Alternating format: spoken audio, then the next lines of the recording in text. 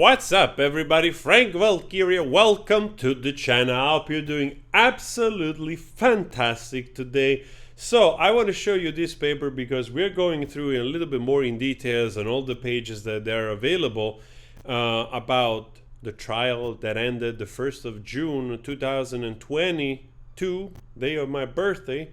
So anyway, I want to specifically go on page 15, but before we go there, I also want to show you, just in case, this is August 2015. This is the writing of a certain person, A.H., that signs herself as Slim.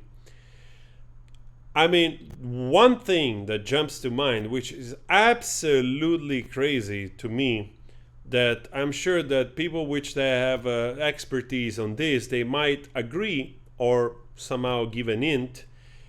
It's fascinating that a person on the same page uses an array of different styles of writing.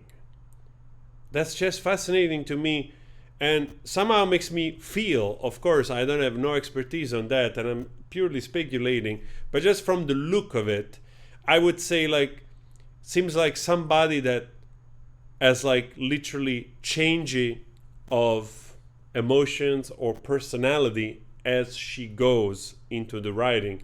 It might not happen that quickly, but by looking at this, it feels just absolutely bizarre that somebody would write 1, 2, 3, 4, 5, 6, 7, 8, 9, 10, 11, 12, 13, 14 lines more or less, basically, with almost each one of them being a different calligraphy, at least of 3 different styles. What a peculiarity, right? So, of course, by now probably you also read this message right here in reference to their honeymoon that she was very happy about.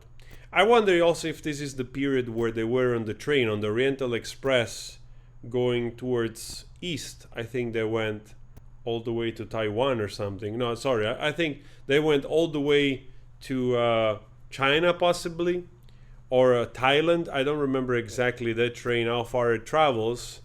I know that it's a fantastic opportunity if you can shed probably onward of $20,000 or more for the main suite of the train for the trip. I wouldn't be surprised actually if it costed more. So, and that's also the place where he got that headbutt, I suppose, Johnny Depp, and we have pictures of that. Those are the things I don't want to focus so much, but I want to focus particularly on this one, which to me, again, 15 August, one type of writing, but like together with the text that we did last time, again, seems like another obvious red flag for 2 reasons, and let's try to read it together. So it reads, "My love, why do we fight?" So this page starts right away with this statement, including also Johnny. Why do we fight? A question. I don't know what it's that. When, met. Why? I love you more than anything else. Are we that uncontrollable with being vulnerable? Are we scared? Or is it something else? So again, very particular technique of, and I explain you why I'm telling you this, of involving in the questioning Johnny as well, as to allude that is responsible as well into whatever happened, right? Which I find it peculiar, and also actually now that I know a little bit by reading and by learning about narcissists, it feels like in line also with gaslighting a little bit. Again, the text goes on and says, I don't know, but I'm sure of one thing, and it's that I can't imagine my life without you. I love you. Right? Seems positive right there. But the part that is very interesting actually is the end, where it says, I will do better. I am sorry. Slim. which is her name, the name that she signed herself with in those exchange of notes, diary.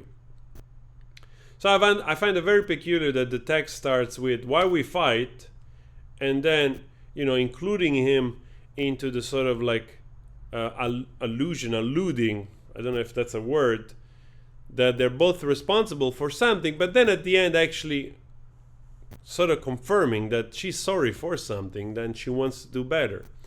Perhaps ties with the fighting. So I find that very remarkable. And again, when you put it into context, only these of course will be not enough, but when you put it in the context, for instance, of the text exchange we went through a few days ago, then you start to, you know, connect the dots. Then you have a better picture of this person, right? You start to have a feel for where the gaslighting took place, where the love bombing took place, where the manipulation took place, and again, where actually the evidence are. Like, it's in literally like under the light of the sun, you know, indications, red flag that something was not good, you know, something was up, especially by their own admission. Of course, you can, like I said, you can use this logic also for one text of Johnny, for instance.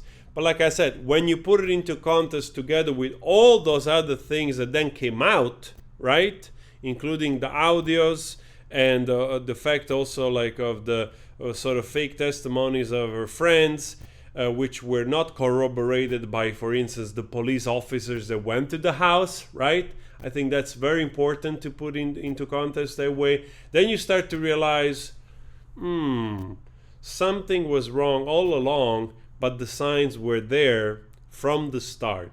So, if anything, the more you dig into details, actually the more the truth was already standing there, in my opinion, ready for people to see.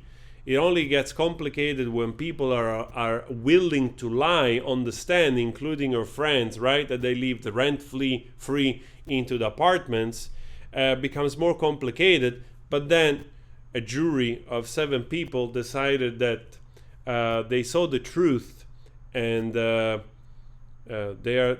gave the trial to Johnny Depp on all 3 counts, and he won. So, guys, we're gonna do more of this while we wait for the whole paper to be released, and to find a way also to buy those papers, because they're gonna cost 50 cents per page, so that we can do a little bit more investigating, entertaining. I mean, we're just sharing information here.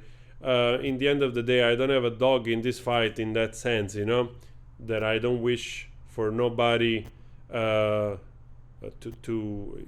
want to say, like, I don't wish anybody bad things, you know, despite everything, like AH or Johnny Depp or Camp or even the freeloader, you know.